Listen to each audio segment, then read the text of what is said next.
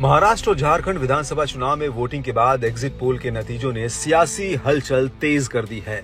सभी पोल के नतीजे ज्यादातर महाराष्ट्र में महायुति की सरकार बनने का दावा कर रहे हैं। हालांकि कुछ एग्जिट पोल में कांटे की टक्कर जरूर दिखाई दे रही है। ऐसे में साफ है कि महाराष्ट्र में बीजेपी के बिछाए चक्रव्यूह में महाविकास अघाड़ी की गाड़ी फंस गई है। इन नतीजों का महाराष्ट्र नहीं देश की राजनीति पर भी बड़ा असर पड़ने की संभावना है। बात अगर 288 सीटों वाली महाराष्ट्र विधानसभा चुनाव की करें तो पोल ऑफ पोल्स के नतीजों में बीजेपी की अगुवाई वाली महायुति को 152 सीटें मिलने का अनुमान है।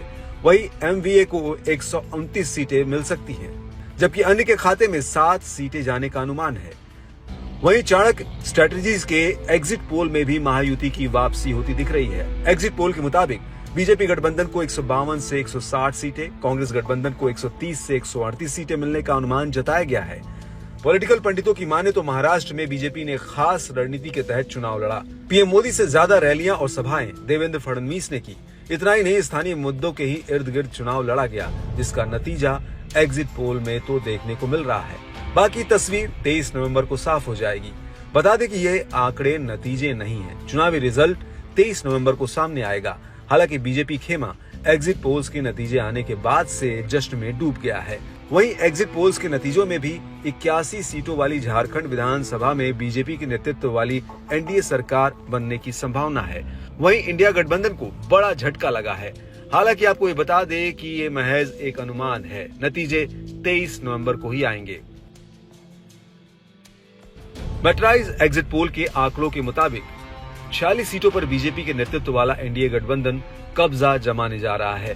वहीं कांग्रेस के नेतृत्व वाले इंडिया गठबंधन को 29 सीटें मिलने का अनुमान है। 6 सीटें अन्य दलों के खाते में जाने की संभावना जताई गई है। वहीं पीपुल्स पल्स के एग्जिट पोल के मुताबिक एनडीए की झारखंड में सरकार बन सकती है। एनडीए 42 से 48, इंडिया गठबंधन को 16 से 23 सीटें मिलने के अनुमान है।